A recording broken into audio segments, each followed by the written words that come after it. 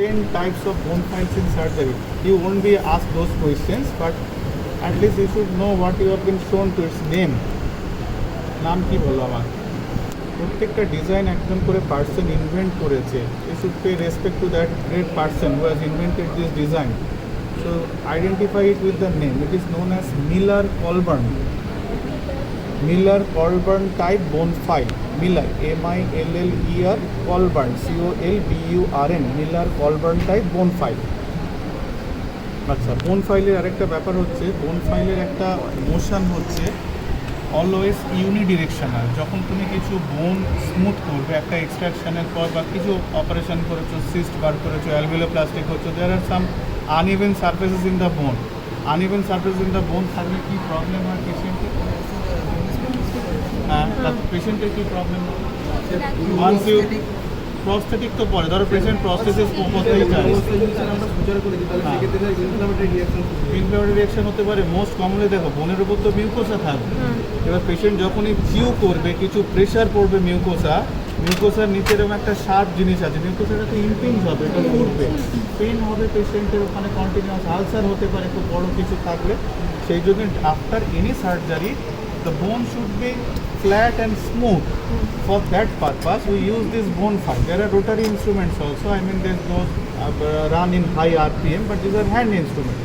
So bone file is always used in a unidirectional way, either this one direction or pull, either push or pull, never in this kind of motion, because its flute are designed in such an angulation you can cut or shape the bone only in a unidirectional way only. এই ফ্লুটগুলোর একটা অ্যাঙ্গুলেশন আছে, usually বলা হয় pulling মোশনে। এই যে this is how you are supposed to use the bone file. This is the smaller end, this is the curved bigger end. Now whichever you want to use as per your convenience, there is no hard and fast rule, but always in a unidirectional way. Okay, fine. আচ্ছা, কোনটা? যেগুলো হয়ে গেছে, আচ্ছা এগুলো তো হয়ে গেছে, আর কী হয়ে গেছে আর রেখে দাও, ঠিক আছে। আচ্ছা, এটা বলো কি?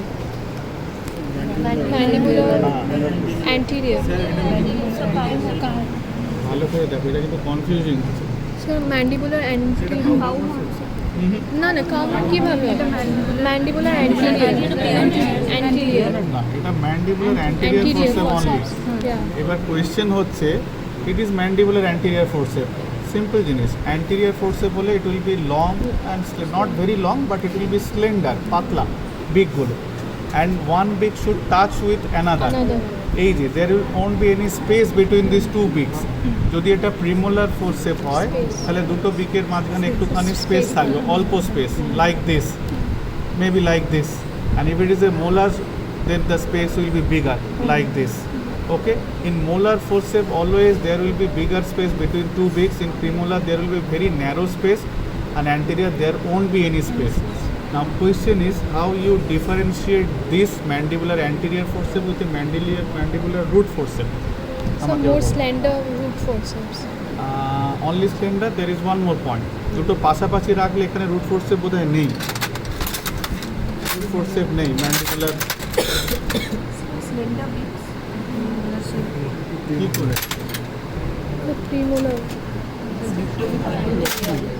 বিগটা লং হবে যদি পাশাপাশি এরকম রাখো, এখানে রুট ফোর্সেপ নেই। This beak will be much more longer in case of root forceps because you need to reach far apically. In case of anterior, you are holding the crown probably at the CJ level, but when you are doing an extraction of a root, you are going far below the CJ level, so beak has to be much more longer.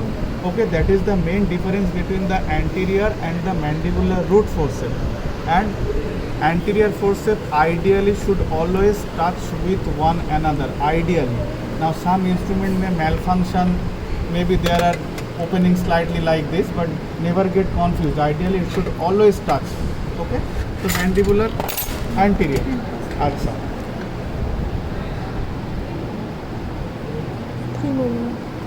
এটা দেখে কি মনে হচ্ছে? Mandibular premolar. Premolar দেখো, এইটা হচ্ছে mandibular ideally এটা হচ্ছে ম্যান্ডিবুলার রুট ফোর্সেপ, কিন্তু এটা একটু ছোট, এটা আরও স্প্লেন্ডার আর লং হবে। এই যে লেন্সটা, this should be much more longer. এটা খুব ছোট, এই ইনস্ট্রুমেন্টগুলোর ডিজাইনে অনেক ফ্লজ আছে, but it should be much more longer than this. It will touch with one another, there won't be any gap, but this will be longer compare to your anterior forceps. Okay, যে অ্যান্টিটা দেখালেন এটা হ্যাঁ দিকটা একই তো, এটা ডিজাইনের ফ্লজ আছে। এই ডিজাইনগুলো খুব মানে পারফেক্ট ডিজাইন না, এগুলো লোকালি মেড ফোর্সেপ, তো এটা দেখে তুমি আইডিয়াল ক্যারেক্টারিস্টিক্স এই ফোর্সেপে তুমি পাবে না। তো তুমি একটা দেখে আইডিয়া করে নিতে পারো মোটামুটি, বাট অ্যান্টিরিয়ারটা কোথায় গেল? এই দেখো, this if you compare, still it is slightly bigger.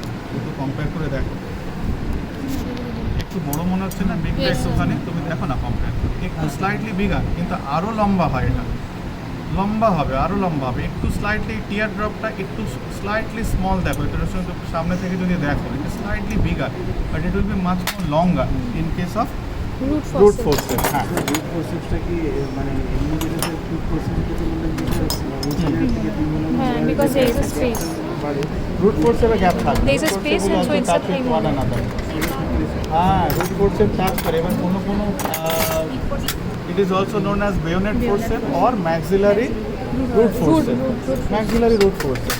It is universal. You can use it for any root in the maxilla, anterior, posterior, anything. There is no such way that it has to be used for. But usually, because of its slender design, it is more advantageous to use in the posterior.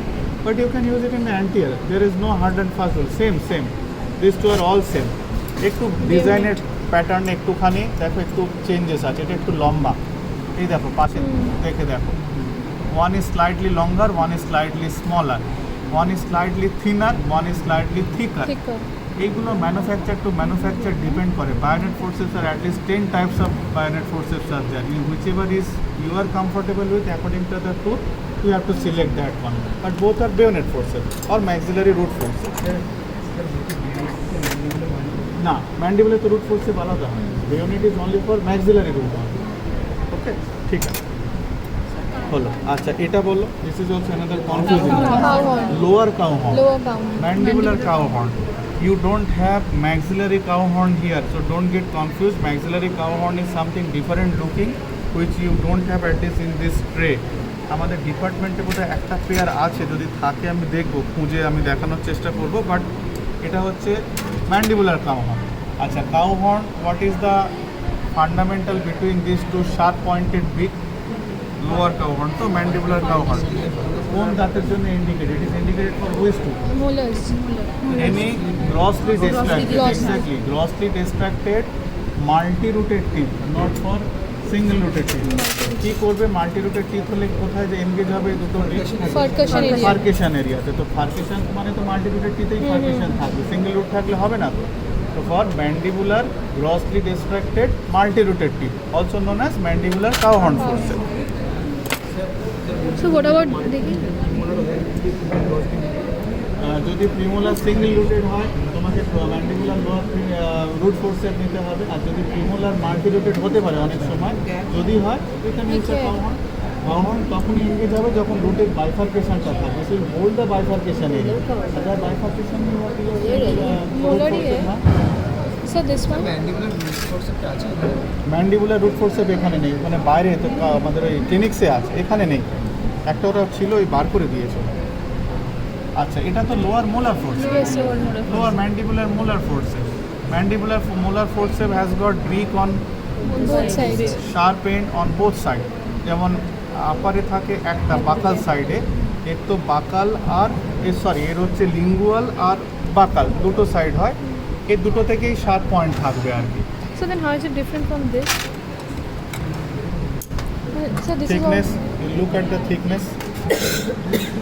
It is slender and it is converging and it is a much more thicker and wide. Look at the thickness.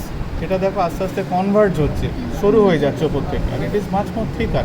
So this will be using for grossly caries. Grossly distracted mandibular multi-rooted teeth. Any grossly distracted or grossly carious. আর এটা হচ্ছে regular standard mandibular molar forcep. You can hold it like this. Now one more thing is that this is a British pattern forceps, right? So British pattern forceps when you are using for the mandibular teeth, suppose for mandibular 7 you are extracting. Now with the occlusal plane, it makes a 90-degree angle. Remember this. For American pattern forceps, it is parallel to the occlusal plane. কোথায় গেল একটা American pattern ছিল এই? এটাও lower molar forceps, American pattern. Did you get the Yes. difference between these two? তুমি এরকম ধরেছো। এটাও lower molar forceps, American pattern. এই occlusal plane এর সঙ্গে এটা parallel আছে। ঠিক আছে? It's parallel to the mandibular occlusal plane. And when you are using the British pattern, you are not holding it like this. You are holding it like this. It is making a 90-degree angle with the occlusal plane. This is the difference between American pattern and British pattern forceps. এবার কোনটা use করবে, it is up to you. You can use both of them. It's up to you.